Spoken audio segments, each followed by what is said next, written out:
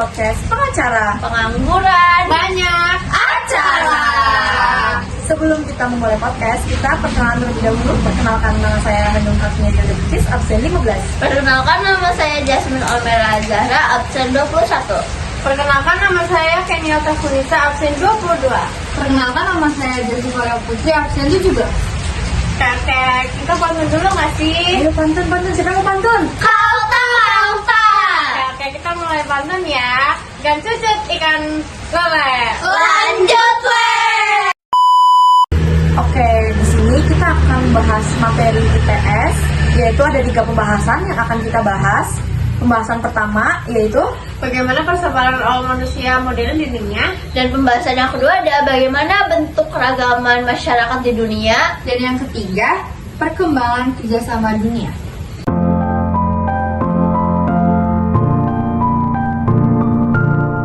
Oke, jadi pembahasan yang pertama akan dibahas oleh Kak Alta. Oke, ini aku mau jelasin ya. Kalian pernah bertanya-tanya nggak sih dari wilayah mana manusia awal di dunia? Nggak pernah. Nanya sih Kak. Oh ya. Tolong dong jelasin kak. Oke, aku jelasin ya. Menurut temuan-temuan arkeologis, para ahli menyepakati jika kemunculan awal manusia modern berasal dari daratan Afrika. Oh, berarti manusia modern itu bermunculan dari daratan Afrika ya? Iya. Oh, baru tahu nih ilmu Jauh juga baru ya, guys. ya. Jauh banget. Guys. Jauh guys, dari ke guys. Jadi kita jadi tahu ya. Iya. Makasih ya kak. Oke. Istilah manusia modern itu adalah Homo sapiens. Dalam hal ini digunakan untuk membedakan dengan manusia purba. Oh, asik. Homo sapiens. Sapiens. Oh, sapiens. Orang sekarang aja jadi nggak bisa ngomong. Bahasanya asing di sini. asing.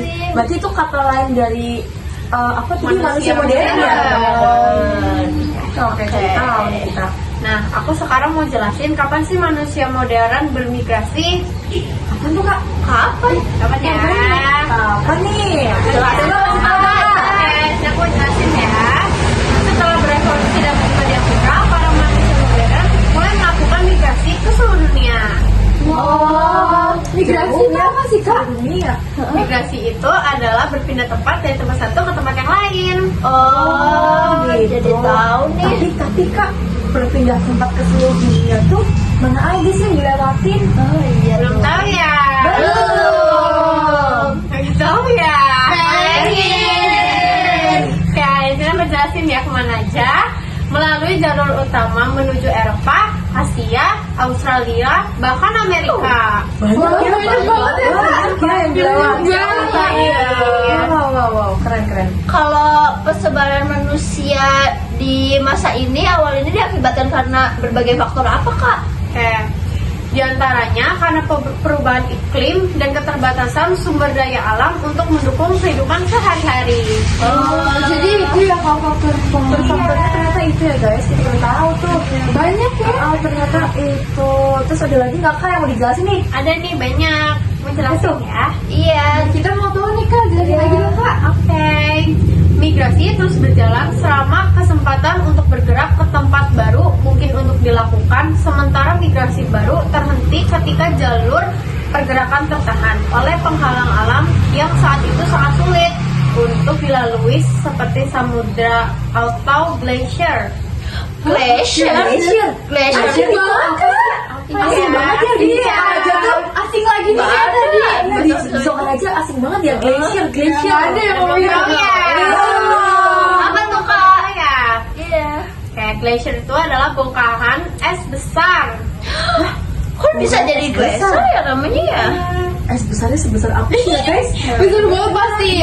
Bahasanya juga agak-agak asing ya. Di sini ya kak. Berat aja tuh. Berat. Berat gitu.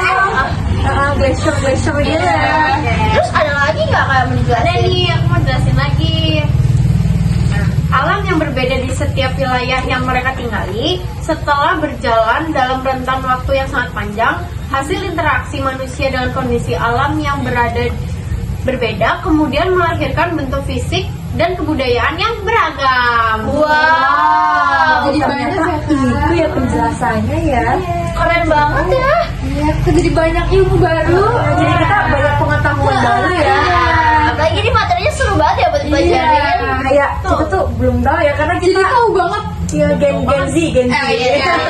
Jadi kita mempelajari ya masa-masa dulu gitu ya. Masa modern ya. Ternyata banyak juga ya dari sejarah-sejarahnya itu ya. Jadi tahu. Yang belum kalian tahu. Iya, jadi tahu nih gara berkat Kak Alfa.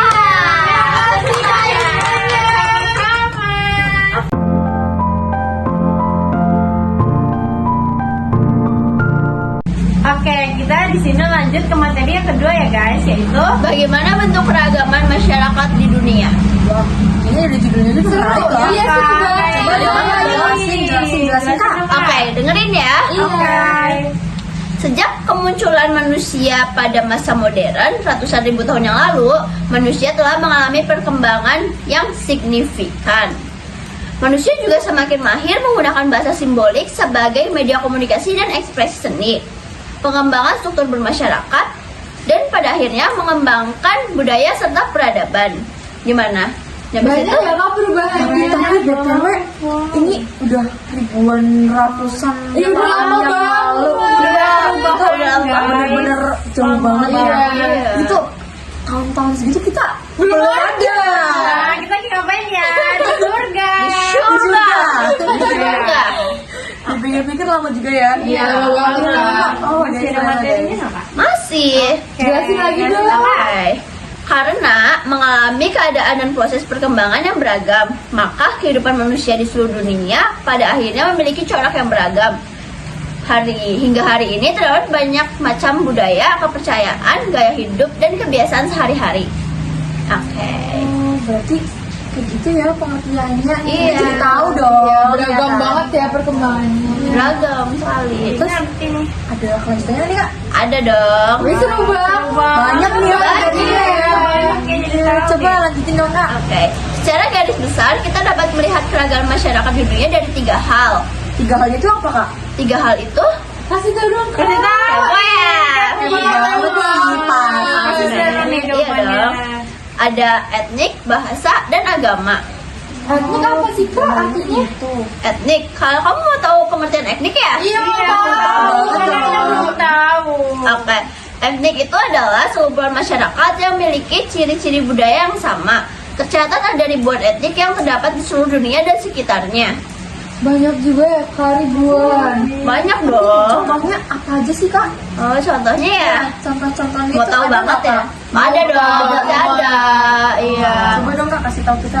Contoh etnik itu di dunia adalah etnik Han dari Asia Timur, Arab Jerman, Eropa Barat, Kongo, Afrika. Sementara contoh kelompok etnik atau suku bangsa Indonesia adalah seperti Aceh, Minangkabau, Dayak, Madura, Bugis, Papua, dan lain sebagainya. Banyak lah. Banyak banget. Keren. Keren juga ya. Iya dong. Banyak gitu loh. Oke, mau lanjut nggak? Lanjut dong.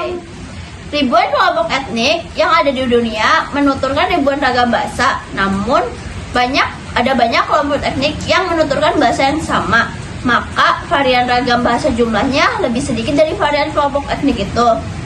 Menurut daya yang tertulis oleh jurnal Ethnologue 2000, 3 bahasa dengan jumlah penutur banyak saat ini adalah, ada yang tahu nggak nih? Kasih tahu dong Kak. Apa ya? Tiga bahasa tuh apa? Dari mana gitu? Oke, aku kasih tahu ya. Iya. Ada bahasa Mandarin 874 juta. Hindia. Ada dari Hindia atau India ada 366 juta. Keren kan? Dan satu lagi nih. Dari mana Ada tuh? dari Inggris 341 juta. Tapi banyak banget ya. Ribuan gitu. Berjuta-juta. Berjuta. Ribuan kebanyakan sih. Kebanyakan juga. Iya. Oke, selanjutnya nih ya. Selanjutnya terkait dengan keragaman agama yang ada di dunia. Pemeluk agama terbanyak saat ini adalah, ada yang tahu nggak nih? Apa tuh Kak? Kasih tahu dong. Oke, aku kasih tahu ya. Agama yang terbanyak saat ini adalah Kristen dan Katolik dengan total sekitar 2,3 miliar. Dan ada ini deh. Islam, diikuti dengan Islam ada 1,8 miliar. Ada Hindu 1,1 miliar dan Buddha 0,5 miliar. Pew Research Center 2015. Banyak banget ya. Kristen dan Katolik ya yang banyak. Iya dong. Jumlahnya miliaran-miliaran gitu ya. Iya, banyak banget. Itu kalau dihitung satu-satu, wah nggak sanggup sih. Nggak sanggup sih. Lanjutin dong Kak. Oh, oke. Masih ada nggak? Masih kelima agama tersebut ditambah dengan apa ya? Ada nggak yang tahu? Nggak tahu. Dengan Konghucu merupakan agama resmi yang ada di Indonesia. Berarti sama itu udah Konghucu ya? Iya, udah resmi sama Indonesia. Banyak juga ya guys. Banyak. Materinya udah selesai atau masih ada Kak? Sudah. Terima kasih. Seru banget. Kayak Banyak ilmu. Dari siapa? Kak Zara. Azara.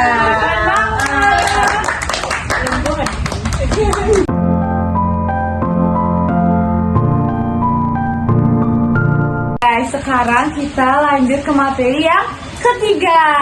Kira-kira siapa nih yang mau jelasin materi kali ini? Siapa tuh, Kak? Aku. Bukan dong. Yang mau jelasin materi kali ini yaitu Kak Hanum. Oke, jadi di materi ketiga ini aku mau menjelaskan perkembangan kerjasama dunia. Kalian udah tahu belum sih bagaimana awal mula terjadinya interaksi dan kerjasama antar wilayah di dunia? Di sini aku mungkin mau jelasin beberapa sejarahnya ya. Jadi pada masa awal perkembangan kebudayaan manusia, beberapa kelompok masyarakat yang tinggal di daerah aliran sungai yang subur dapat mengembangkan peradaban yang maju.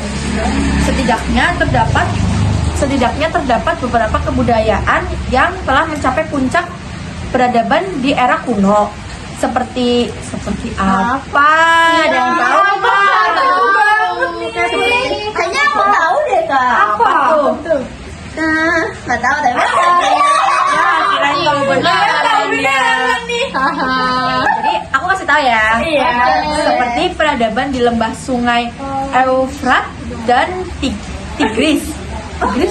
Oh, asing nggak sih bahasanya? Asing banget. Apa tuh Kak? Aduh, tapi nggak ada artinya nih. Iya. Ada artinya. Guys.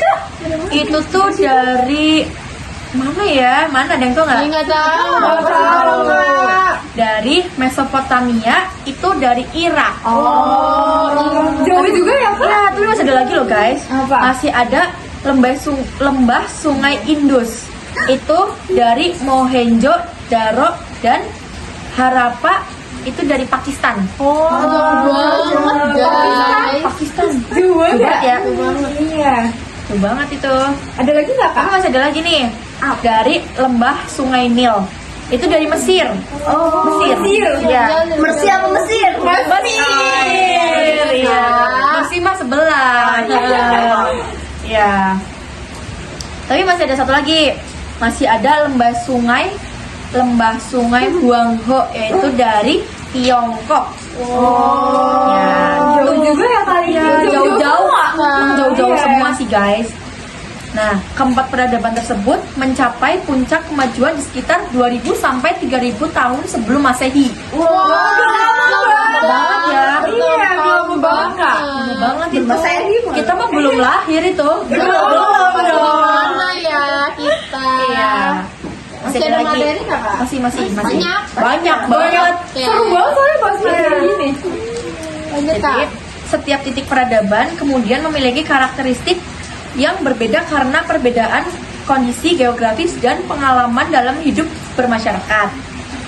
Catatan interaksi awal antar peradaban ini ditemukan di dalam peninggalan artefak di daerah lembah sungai Indus dalam bentuk stempel perdagangan yang menunjukkan bahwa pada saat itu mereka telah melakukan hubungan perdagangan dengan bangsa Mesopotamia. Bangsa apa Kak? Bangsa apa tuh? Ayo, butuh pengulangan kata. Betul. Soalnya kayak asing banget gitu Kak. Biar lebih mengenal ya.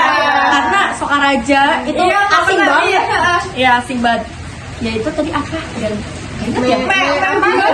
Sophia? bukan dong. Mesopia apa tuh? Jadi Mesopotamia. Mesopotamia, guys. Mesopotamia. Oke. Masih ada nih, Kak? Masih banyak. Oke. Nah, Jawabannya. Lanjut, Kak. lanjut.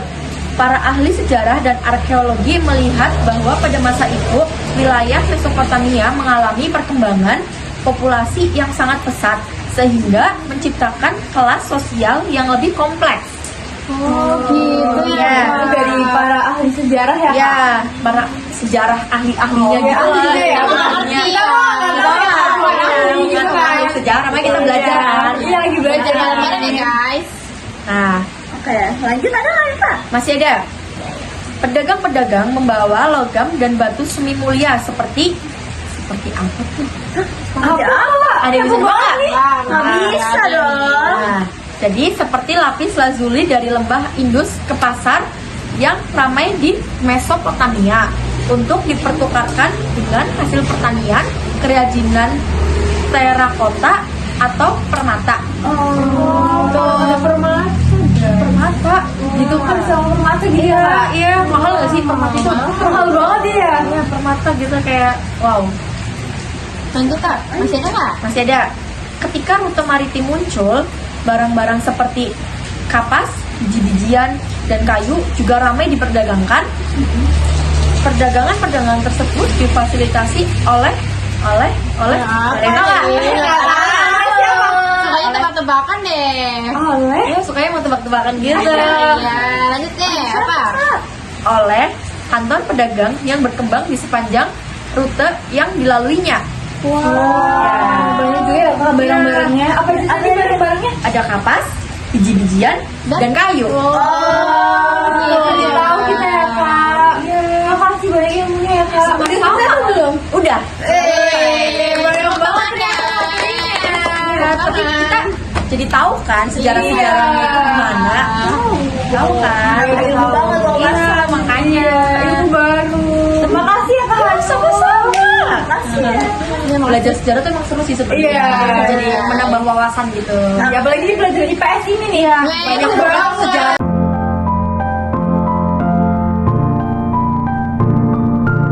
Oke. Ada yang mau lanjutin materi nih? Ada yang tahu nggak siapa yang mau lanjutin? Nggak tahu nih Kak. Siapa tuh? Ya. Oke, aku kasih tahu ya. Yang mau lanjutin materi adalah Kak Jessica. Jadi di sini aku mau lanjutin materi yang tadi udah dibaca sama Kak Hanum. Jadi aku cuman lanjutin. Judulnya masih sama nih. Lanjutin Kak. Lanjutin. Oh ya. Dari sumber-sumber literatur kuno bangsa India disebutkan bahwa mereka sudah melakukan interaksi perdagangan dengan wilayah Kepulauan Nusantara sejak masa sebelum Masehi untuk mendapatkan apa nih? Ada yang tahu? Mendapatkan apa tuh? Mendapatkan beberapa jenis rempah-rempah. Berarti mereka itu buat dapatin rempah-rempah gitu ya? Iya. Tahu. Wilayah Nusantara tersebut dikenal dengan nama Suwarna Dwipa. Suwarna Dwipa. Itu artinya apa? Ada artinya nggak? Ada. Artinya apa? Artinya pulau emas. Pulau emas. Emas Pulaunya isi emas. atau air emas ya? Aduh, nggak tahu deh itu.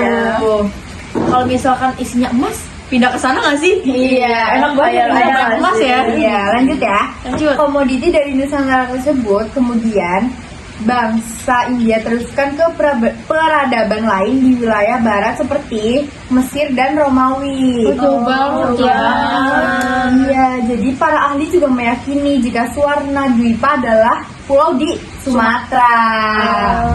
Berarti di Sumatera ada pulau. Iya itu, Pulau Suwarna Dwipa. Oke, Kak, lanjut coba Kak.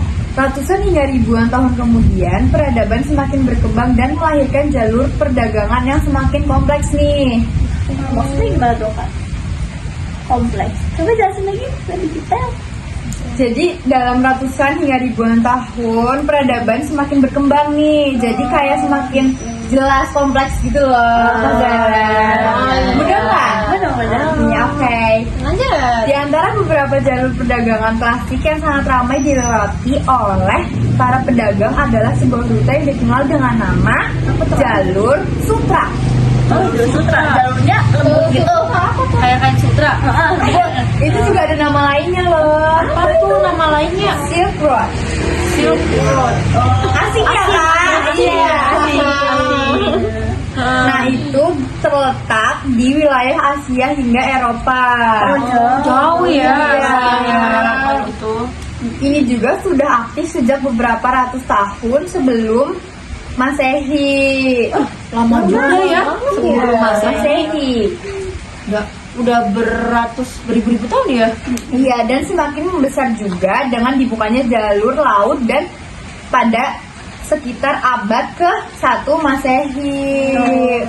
Udah lama berarti ya teman-teman ya. Iya, sejarawan Amerika yang bernama Jerry Bentley juga menuturkan jika aktivitas perdagangan di jalur sutra merupakan faktor penting dalam perkembangan peradaban di mana coba? Mana tuh? Banyak nih. Apa aja sebutin dong? Ada di Cina, Persia, Eropa, anak benua India dan Jazirah Arab. Banyak juga ya Kak? Iya. Juga ya. Oleh karena itu, hal tersebut menunjukkan jika aktivitas perdagangan tidak selamanya hanya merupakan perwujudan dari kerjasama dalam bidang ekonomi saja. Lebih luas lagi. Lebih luas lagi ya, Pak. Apa sih coba ada yang tahu? Nggak tahu nih. Ada 2 bidang lagi nih. Apa tuh, Kak? Politik dan budaya. Kemunculan kerajaan-kerajaan bercorak Hindu dan Buddha di Indonesia adalah salah satu contoh nyata dari pengaruh aktivitas ekonomi yang berdampak pada bidang politik dan budaya nih. Itu ya Kak. Iya. Seiring meningkatnya kerjasama perdagangan, beberapa kerajaan Sriwijaya juga pernah membangun kerjasama yang berfokus pada bidang budaya dengan kerajaan Sriwijaya. Kerajaan-kerajaan di India hingga Sriwijaya juga menjadi pusat perkembangan agama Buddha di wilayah mana coba nih ada yang tahu? Nggak tahu. Gimana tuh sih Kak? Di mana coba? Nggak tahu. Nggak tahu. Masih nggak tahu. Nggak. Di Asia Tenggara. Di Asia Tenggara berarti. Iya. Lanjut ya. Lanjut dong. Interaksi dan kerjasama berbagai wilayah di dunia terus berlanjut pada masa-masa setelahnya seiring perkembangan peradaban yang merata di hampir seluruh benua. Jadi di seluruh benua gitu. Mudah. Lanjut Kak, masih ada? Masih ada satu lagi nih. Oke, lanjut Kak. Era kolonialisme Eropa dan perkembangan industri kemudian menjadi pemicu yang signifikan bagi semakin terintegrasinya berbagai wilayah dunia dalam sebuah jaringan global. Nah ini tuh gara-gara globalisasi. Berarti pengaruhnya besar ya? Iya, Pengaruh karena seluruh globalisasi. dunia. Iya. Lanjut Kak, masih ada? Selesai. Udah. Tiba-tiba udah selesai. Oke guys, materinya udah selesai semua nih. Iya. Gak kerasa ya. Gak kerasa banget, karena seru banget. Iya, kayak Iya. pelajaran IPS tuh emang Iya seru banget sih belajar sejarah. Apalagi gurunya Bu Rafa. Iya. Iya. karena IPS ilmu pengetahuan sosial. Sosial. Sejarah gitu. Kita banyak mengetahui tentang sejarah dulu. Sejarah. Jadi tahu guys. Kita udah tahu tadi udah dijelaskan. Pertama tadi sama siapa? Kalta menjelaskan. Iya tadi menjelaskan juga. Yang kedua? Ada. Yang ketiga nih siapa nih? Hanu. Dan yang keempat? Ada Citra. Terakhir. Terakhir sendiri. Ya, jadi podcast pengacara udah selesai Sudah ya. selesai nih. Nggak kerasa sih. Emang tapi kita jadi tahu sih sejarah-sejarah gitu Iya. ya. Jadi kita tahu nih gimana cara kita jadi podcast Iya, jadi belajar dia. Belajar podcast ya. Biasanya kita nonton di YouTube nggak Iya, sih? ini gara-gara Brahma kita belajar podcast. Iya, jadi kita Jadi ngerti tahu bisa. Ya mungkin walaupun ada beberapa kesalahan Iya. mungkin ya teknik-tekniknya, tapi ya Kita siapa udah lagi tahu. belajar. Iya. Iya. Jadi siapa tahu kedepannya ada tugas-tugas lagi kita bisa lebih Udah, mungkin iya. lebih bahagia, lebih bagus. Oke. Kita masih ada pantun nih. Dengerin ya. 1, 2, 3. Ikan cucut, ikan lele, selesai le. Kita tutup dulu ya, kita akhiri podcast malam ini. Makasih teman-teman udah nonton. Maaf kalau misal ada Kesalahan kata atau perbuatan. Karena emang kita baru pertama kali bikin podcast kayak gini ya. Terima kasih. Wassalamualaikum warahmatullahi wabarakatuh. Thank you everyone. Thank you Elmar. Boom.